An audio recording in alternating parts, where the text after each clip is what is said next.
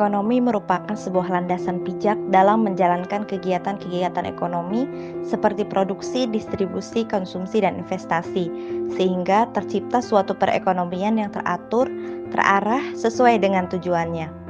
Untuk menilik sejauh mana urgensi dari penerapan sistem ekonomi Islam, kita perlu tahu dulu nih realitas dari kawan-kawannya, seperti sistem ekonomi kapitalis dan sistem ekonomi sosialis yang memang sudah ada dengan begitu gagahnya di kancah perekonomian dunia. Konsep sistem ekonomi kapitalis memberikan kebebasan penuh bagi para pelaku ekonomi untuk melakukan kegiatan dalam rangka mengelola sumber daya untuk kepentingan dirinya sendiri. Pada sistem ekonomi ini terdapat keleluasaan penuh bagi perseorangan untuk memiliki sumber daya.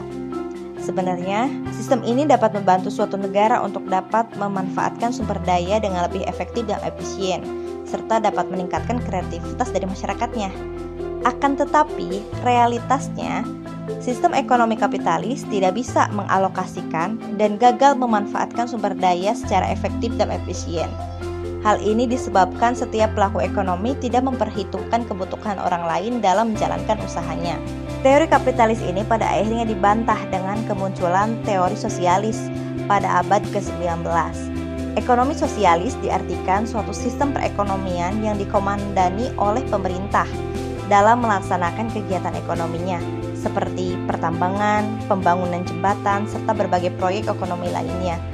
Definisi lain menyebutkan sistem ekonomi sosialis berarti seluruh sumber daya dikuasai oleh negara dan menghapus kepemilikan swasta. Secara kasat mata, ekonomi sosialis ini mempunyai cita-cita yang cukup mulia dalam perekonomian, yaitu sistem ekonomi yang berlandaskan kebersamaan dan kolektivitas pada semua lapisan masyarakat. Perekonomian ini juga merefleksikan komando dari pemerintah dalam perekonomian. Adanya sistem ini membuat buyar sistem ekonomi sebelumnya yang hanya dikuasai oleh segelintir orang saja yang memiliki modal cukup banyak serta mempunyai sifat ketamakan dan kerakusan individu. Sekilas bisa dikatakan ini adalah win-win solution untuk mensejahterakan masyarakat suatu negara. Namun, pada pelaksanaan sistem ekonomi sosialis ini justru menimbulkan masalah baru, yaitu penghapusan hak milik pribadi terhadap alat produksi. Sehingga sosialisme menjadi sinonim bagi stagnasi, inefisiensi, birokratisme, mungpungisme, korupsi, kolusi, dan nepotisme.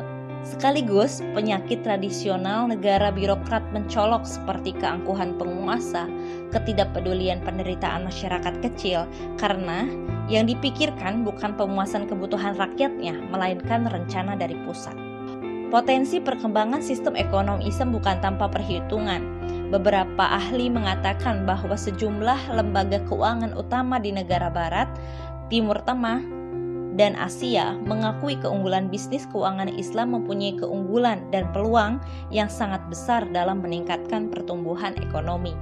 Salah satu keunggulannya adalah populasi penduduk Muslim yang banyak, terutama di Indonesia.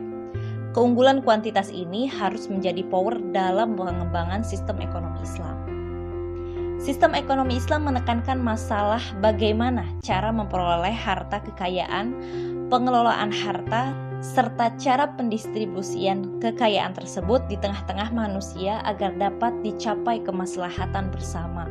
Dari sinilah dikatakan bahwa sistem ekonomi Islam berdiri di atas pilar fundamental utama, yakni menyangkut konsep kepemilikan, pengelolaan, serta distribusi kekayaan di tengah masyarakat. Ketiga konsep fundamental tersebut dapat dilakukan oleh peranan negara. Jadi sistem ekonomi Islam ini berada di tengah-tengah, yang kemudian mengkolaborasikan hal-hal tertentu yang ada di dalam sistem kapitalis dan sistem sosialis menjadi sebuah sistem ekonomi yang cukup apik. Sebuah tantangan bagi umat Islam untuk mengembangkan sistem ekonomi berbasis syariah. Tantangan itu semakin besar manakala umat Islam melihat realita yang ada bahwa sistem ekonomi dunia saat ini masih dikendalikan oleh sistem kapitalis. Umat Islam sendiri masih terpecah belah dalam mengimplementasikan sistem ekonomi Islam. Ada ketidaksamaan persepsi dalam hal pelaksanaan ekonomi Islam ketika dijadikan sebuah sistem. Sebagian menganggap urusan agama harus dibedakan dengan urusan ekonomi dan politik. Sementara yang lain berpendapat agar agama justru harus masuk dalam segala sektor kehidupan termasuk perekonomian. Perbedaan persepsi dan pendapat itu memungkinkan terjadi karena penamaan ekonomi Islam sendiri termasuk kategori baru.